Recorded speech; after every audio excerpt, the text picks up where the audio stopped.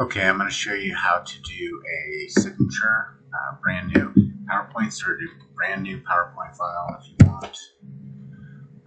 I usually just leave that alone and then do a new slide, blank completely. Then what you want to do is grab a picture. So if you have a picture in a folder,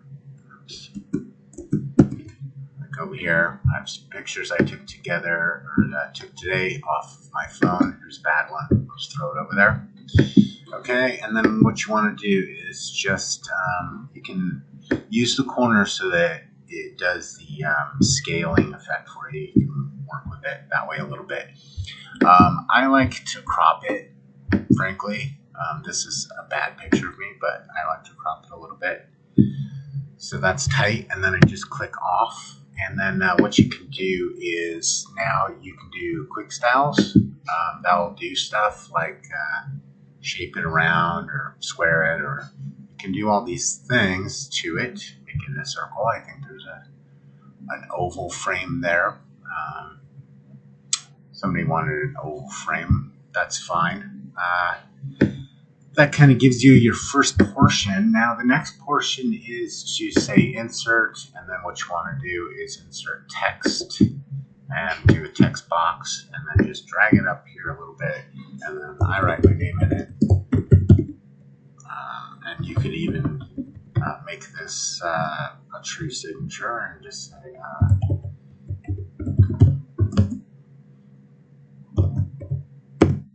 so something like that. I could even do that and select all of this, change the font up here, and to something that I like that looks kind of interesting. Like handwriting, I find to be good, and then change the size of that font to be large.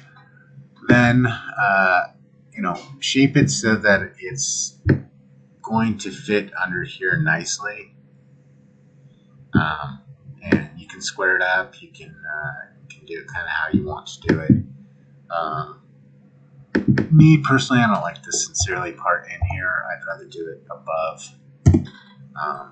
And you can take this, and you see this little round thing here. You can twist this a little bit if you want to kind of look like your handwriting, and then click off it. Click it so you have these two parallel lines. When you have that, then you can move the whole object around, so I can center it. Okay, then you can select all. That's Control A, and you can go to Arrange, and Arrange is Group. Okay, once you have Group, then you can get this crosshair on the thing again. That is now one whole piece, and right-click on it, click Save as Image. Name it, choose your location so you know where to find it, and then save it as a PNG. And I just put my initials, sig test. Make sure that that's in there, and then just save it. So now you have that. So what you can do now is, if you're using GetResponse, find a quick GetResponse, open it here somewhere. There's one. So if I go over to GetResponse, I can go to Files and Images. I can now go to Add Files, and you need to create a folder in here just in case you didn't know that. And I can go over to drag or select that from my computer wherever I saved it. And I saved it probably here. Yeah, here's a sig test. Okay, so that'll add it.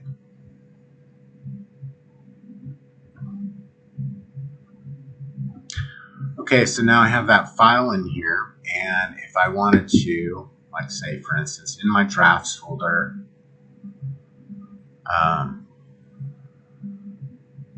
no, not in drafts, sorry, in my,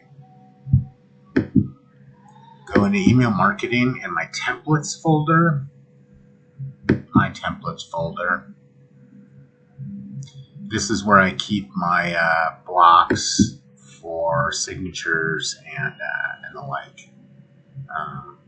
I tried using the social links, and if you use these social links, the click tracking won't work. It grays it out, so that's one thing to consider. On this sheet, I have a background set to gray, just FYI, and that is so that I can tell if the image is transparent or not in my block. So if I want to just add this new image in here, I can just do this because this is my place where I grab images for. I've just put this in here, so I can say use that, and it will pop it in here for me. So if I don't like it to be so huge, I can definitely change the height and width and all that stuff here. You can't change it on the image itself, but you can change it here. So you can make it shorter or bigger. Hopefully it scales. I don't know, but we can do like 150. So yeah, it scales. Looks like it scales. Just type in the number you want. I don't know that number exactly, but you can play around with it and see what you like. You can also change the way it looks in terms of rotation there. And I think that's it. I am just going to save and exit. I'm not saving that as a separate block. If you want to figure out how to do blocks, that's pretty easy too. But you just click on there and you click here. I'll show you fast. Silly. If you click on the, oh, that's interesting. Click on the part here, decent block. If you click on the area that you want to save, click save, this little save icon, save button. Then you can name it. And then it'll save it. That's great. Once it's saved, you can now use it when you do newsletters or anything, when you do anything. So you can just, if you're doing a new newsletter, you just add it in as part of the thing when it says add blocks. So I'm not going to do that. It's in the sectional part where it says my blocks. It'll show up in my blocks in that area. And that's okay. So that's all she wrote for this one. I hope that is